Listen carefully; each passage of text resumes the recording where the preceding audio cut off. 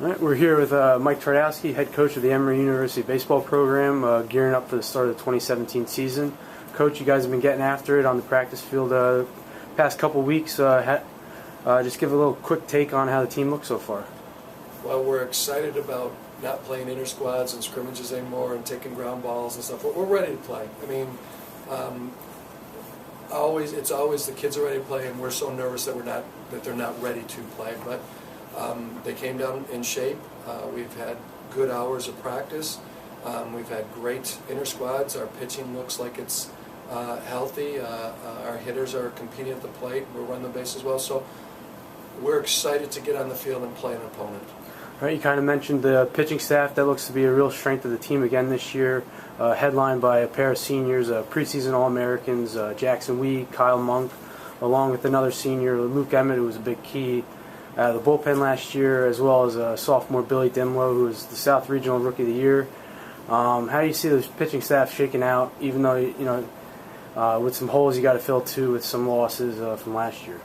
Well, I mean, starting off a series with Jackson League does two things. It puts you in a position to win a game, but it also gets some innings for you. And the one thing about Jackson that's noticed is he has 3 losses in 3 years for us. So the winning percentage is up there, but the amount of innings he takes, so it helps our bullpen out. And Billy coming, off of a great freshman year will kind of bolster that number 2 role. And again, he eats innings.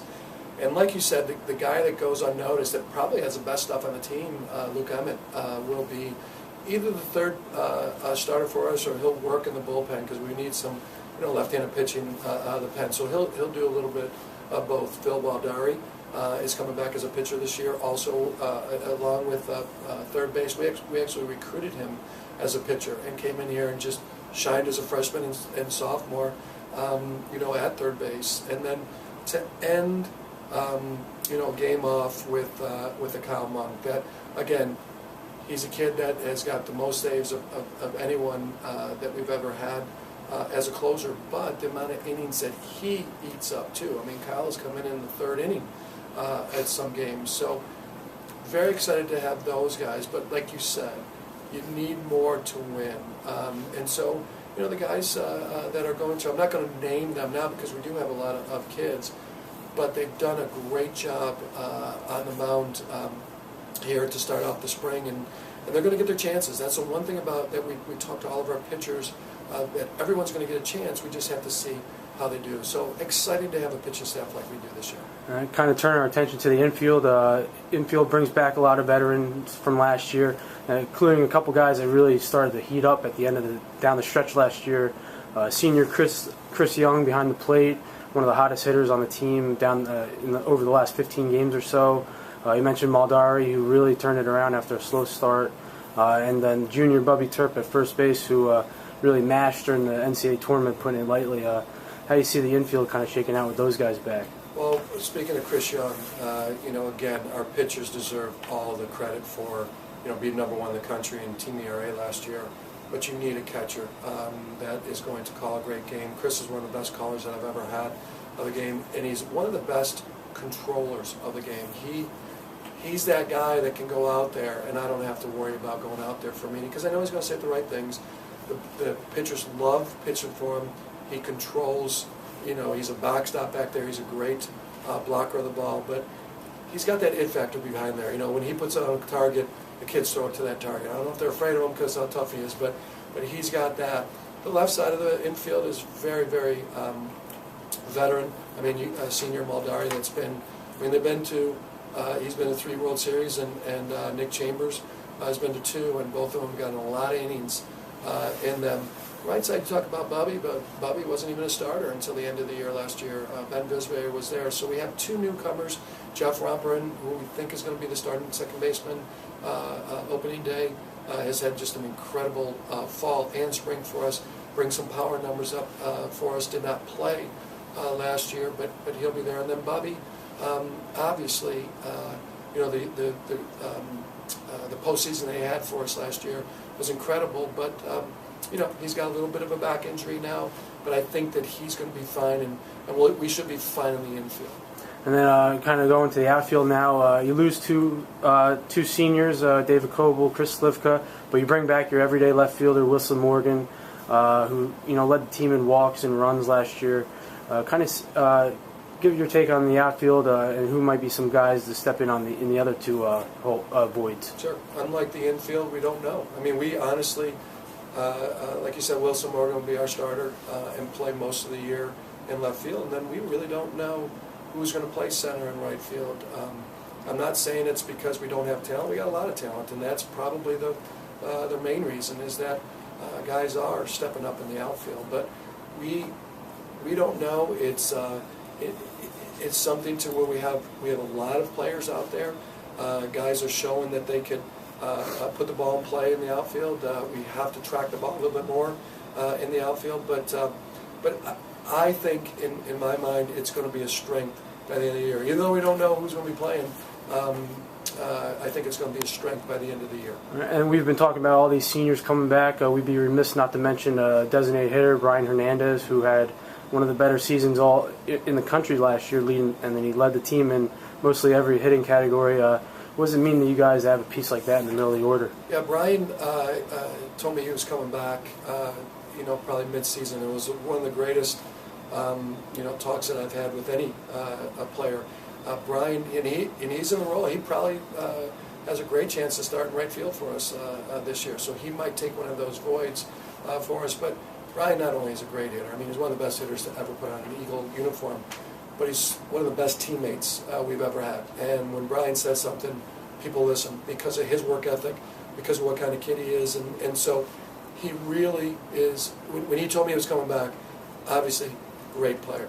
But he's going to bond this team very well and bring the camaraderie on this team. So I'm very, very excited to have Brian back in the lineup this year. And then kind of on the flip side of that, with all the seniors, you're also bringing in a pretty talented freshman group. What have you liked out of them so far, and what can we kind of expect from them as a unit this year? Well, I don't want to do names because there's so many, and not only the freshmen but the sophomores. Those kids are athletic, talented. They all came in, and I'm not saying playing time because they are freshmen, but there's going to be playing time for a lot of them, and there might be considerable playing time for a lot of them. So, whenever you have a freshman, sophomore base like we do, it pushes the upperclassmen, and if they do play, I'm very confident that they're going to play. I mean, when we went to the World Series in 2003, I think it was, we had a freshman in every outfield position. So I'm not in awe.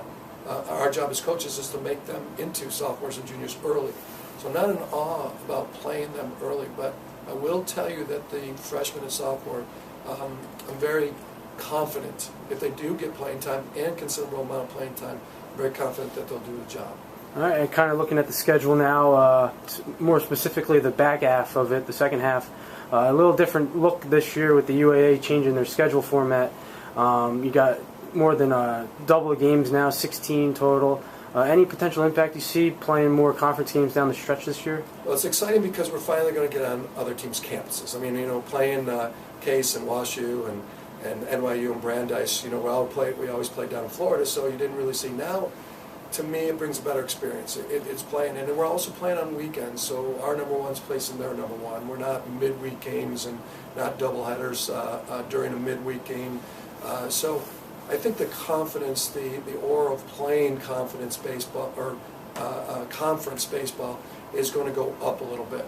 The only concern I have is when you're playing 4 games on a weekend with weather coming into play, being an outdoor sport, if we do lose these games because they're not close games, in Boston and New York and St. Louis and Cleveland, I mean, we're not going to be able to make up these games. And that's a little scary scenario when it comes to regional bids and things like that. So I'm excited, great teams, and I think the UA is going to go up a notch playing on other campuses. And one last thing before we go. The season starts this week with Swanee coming in, and then a couple other talented southern regional foes coming in after that, Barry, Washington, and Lee. Can you give a little preview for these upcoming matchups? I mean, maybe I'm too simple-minded as a coach, but I worry about today. I mean, You just told me 3 teams, and I only knew one, Swanee. So I know that that's kind of a blah answer. I'm the coach that literally looks at who we're playing the night before. My job as a coach, to me, is to really prepare our team and then look at what they have. But Swanee, the one thing I can tell you is we'll always get the #1 pitcher. We'll always get the team's best try, because we're a pretty good team, and a lot of teams want to beat us. So the only thing I can tell you is that we'll be prepared for whoever we play. All right. Thanks, Coach, for checking in, and good luck this season. Thank you.